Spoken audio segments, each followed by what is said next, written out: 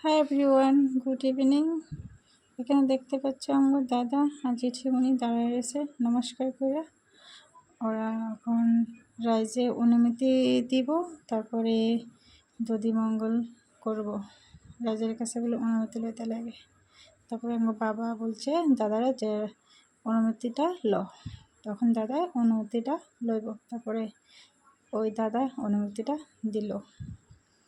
এখন এই যে ঘরটা নিয়ে ঘুরবো, ওরা সবাই মানে জেঠুমনি আর আমার দাদাই ঘুরবো, দুজনেই ঘুরবো। কারণ জেঠুর তো দুই মেয়ে তো বিয়ে হয়ে গেছে। ওরা তো 4 দিনে কাজ করছে, তা আমার দাদাই করতেছে কাজ।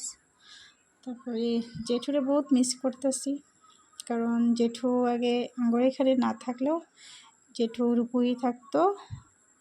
ওরা আঙ্গু দাদা যখন আমাকে ঠাম্মাই কইছিল যে জেঠু ওরা সবাই মানে জেঠিমণি লইয়া আঙ্গু 2 দিদিরে লইয়া রূপুই গেছিল, রূপুই থাকতো ওরা।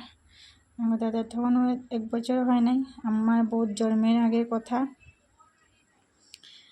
তারপরে আঙ্গুর জেঠু আইসে, আঙ্গুর এখানে আইসে 4 বছর হয় নাই এখনও, আর 2-3 মাস বাকি আছে 4 বছর হওয়ার। আমার জেঠুর মানে প্রবলেম হয়েছিল ওখানে, সেই কারণে মারা গেছে। ওর বেমার আছিল ভিতরে মানে ও বহুত বেমার আছিল। ও কয় নাই, কেউরে কয় নাই, জেঠিমণিরও কয় নাই, কেউরে কয় নাই। লাস্টে তারপরে যখন মানে বেশি হয়ে গেছে তখন সবারই বলছে এরকম হয়েছে। তারপরে ওর ডাক্তারের কাছে নিয়ে গেছে, ডাক্তারের কাছে নেওয়ার পর চিকিৎসা চলছে। জেঠুর কিডনিকে জল আসছিল, তার জন্য কিডনি 2টা ডাউন হয়ে গেছিলো, তার লিগে ও মারা গেছে। জেঠুরা এমনিও বহুত মিস করবো, কারণ দুর্গাপূজা কালী পূজা এলে আগে জেঠুর ঘরে যাওয়া হয়তো, জেঠু লিয়ে ঘুরতাম করে।